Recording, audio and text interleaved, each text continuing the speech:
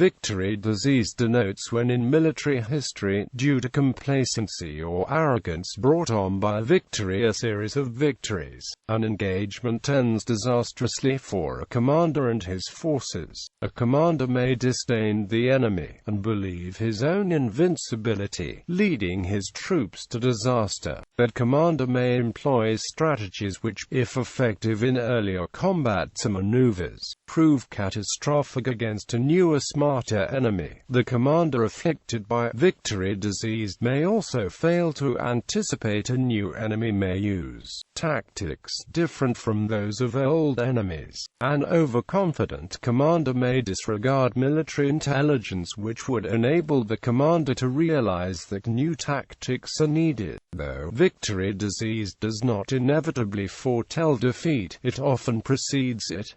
The term is also applied outside the military world. Origin. The origin of the term in Japanese is associated with the Japanese advance in the Pacific theater of World War II, where, after attacking Pearl Harbor in 1941, Japan won a series of nearly uninterrupted victories against the Allies in Southeast Asia and the Pacific. Although the Japanese had planned to establish a perimeter and go on the defensive, victories encouraged them to continue expanding to where it strained logistics and the Navy. This culminated in the Battle of Midway in 1942, a catastrophic defeat of the Japanese Navy. All 4 Japanese aircraft carriers involved were sunk, and the hitherto unstoppable Japanese advance was blunted. History. Pre-modern, the hubris of Xerxes I led to a catastrophic defeat of the Persian Empire in the Battle of Salamis, which occurred in 480 BC. This was the turning point of the Greco-Persian Wars, and the ancient Greeks, who the Persians were opposing, eventually won. The ancient Greek playwright Aeschylus fought in the battle. He wrote the play The Persians, in which the Battle of Salamis is a setting. In 1415, at the Battle of Agincourt, the English were outnumbered by a factor of 4 to 3, but the arrogance and disorganization of French knights, as well as superb quality longbows, were the underlying circumstances which led to the English overcoming the odds and annihilating the French. The overconfidence and lack of preparation led to the disastrous defeat of the English, led by Edward II at the Battle of Bannockburn, to the Scots, led by Robert the Bruce.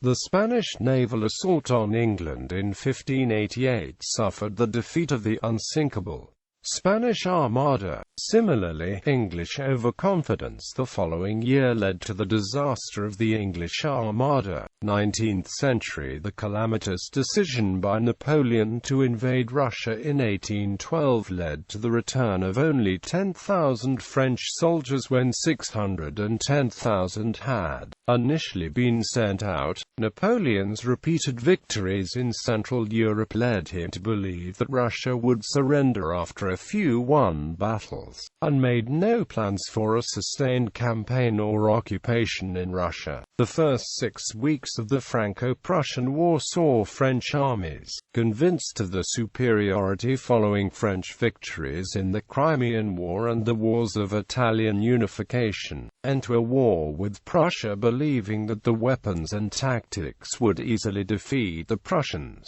However, the Prussians had better weapons and tactics, and French arrogance and complacency led to catastrophic French defeats at Sedan and Metz. United States victories against Mexico and American Indians led Union forces to be overconfident going into the Civil War, failing to update their tactics to match new technology, such as rifling of firearms and the use of the mini-ball as ammunition. They assumed that superior numbers would give them rapid victories, and ignored plans for an extended war until after repeated defeats. Confederate decisions made at and before the loss at the Battle of Gettysburg, after their outnumbered 5-2 victory at the Battle of Chancellorsville during the Civil War.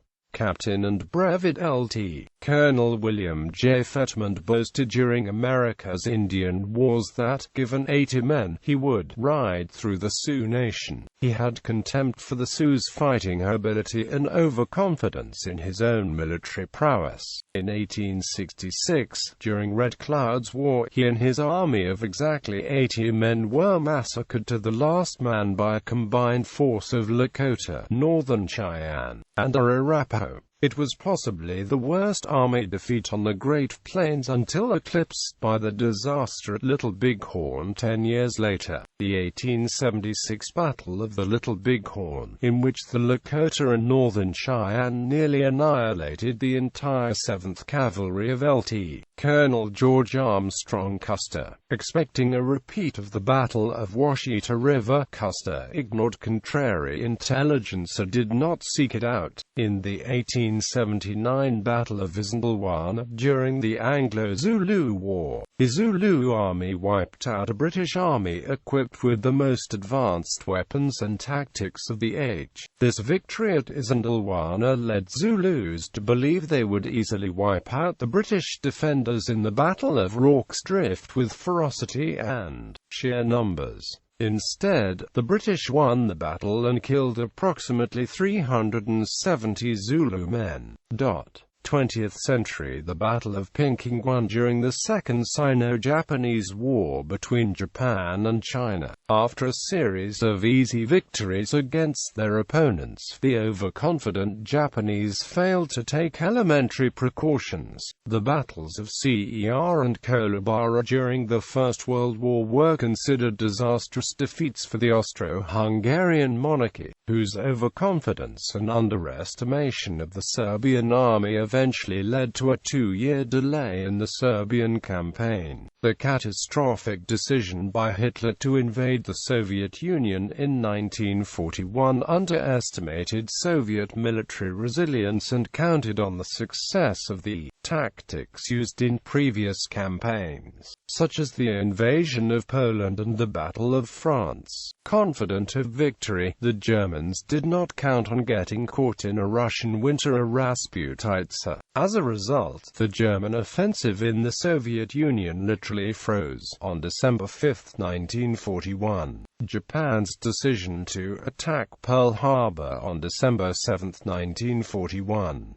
This followed wins in the First Sino-Japanese War, the Russo-Japanese War and the First World War, and early victories during the Second Sino-Japanese War. Gamal Abdel Nasser, president of Egypt, believed that during the Suez Crisis, the Egyptian armed forces had defeated the combined forces of Israel, the United Kingdom and France, when in reality it was the pressure from United States which was the decisive factor. This gave Nasser an inflated view of the strength of his forces, so when the Six-Day War started, he believed that Egypt would be able to defend itself against Israel's advance. However, this overconfidence, as well as false victory reports which brought Jordan and Syria into the war, proved to be its downfall as Israel managed to defeat the Arab forces and conquered the territory as well.